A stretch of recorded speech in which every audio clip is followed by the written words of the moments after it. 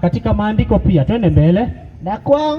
Na kuwaongoza. Maandiko haya yanakupa mwongozo. Maandiko haya yanakupa njia ya kupitia. Maandiko haya yanakupatia kitu kinaitwa governor. Bwana wetu atukuzwe. Bwana atukuzwe. Maandiko haya ndiyo msingi wa dini yoyote iliyo ya kweli. Twende mbele. Na kwa kuadibisha katika haki. Kwa kuadibisha watu katika haki. Maandiko haya yanakupa hali ya kuishi katika haki. Unaishi katika njia ambayo ni ya haki. Unaacha kuwa mtu ambaye ni haramu. Unakuwa mtu ambaye yanakugeuza, yanakufanya mtu ambaye ni wa haki. Unapitia yanakupa haki. Kwa nini? Ukiweza kuzishika amri ambazo najua lazima walimu ambao wamekuwa hapa miezi mitatu wamefunza mambo jambo kitu hichi kinaitwa amri 10. Ukifunzwa hizi amri 10 uweze kuzifuata, uzisome mwenyewe, uone jinsi ambavyo Mungu ameweza kutoa mwelekeo wa kuishi, unawa mtu wa haki. Twende mbele.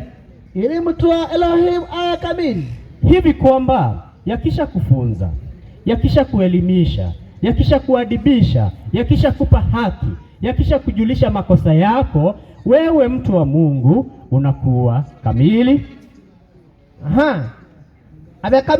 Amekamilishwa apate kutenda kila tendo jema. Na kusudi la kufanywa uwe kamili ni ukamilishwe uweze kutenda kila tendo ambalo ni jema, na Bwana atukuzwe. Amen. Naomba Kariuki akaribie ili kwamba niweze kufanya jambo.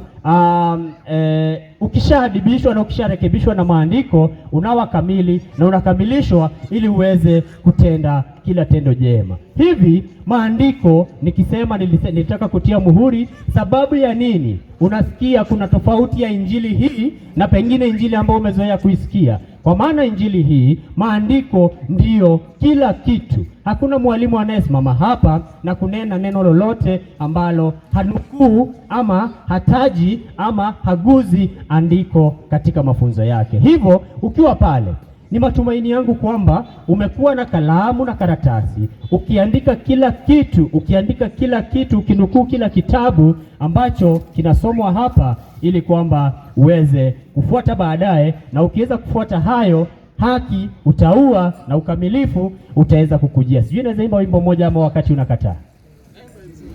Nipe nimbe wimbo mmoja tafadhali. Hata kama utakuwa ni wimbo fungu na chorus itakuwa ni sawa. Lakini we msikilizaji, mahali popote ambapo upo, ujue ya kwamba msingi wa maisha ya kila mwanadamu ambaye anataka utaua ni maandiko. Hivyo kuwa makini kusikiza walimu, kuwa makini kusikiza wahubiri ambao wanahubiri hapa, na utaweza kupata ule uzima. Nitaimba wimbo mmoja kwa maana napenda wimbo na napenda kuimba, na mtabarikiwa nyote.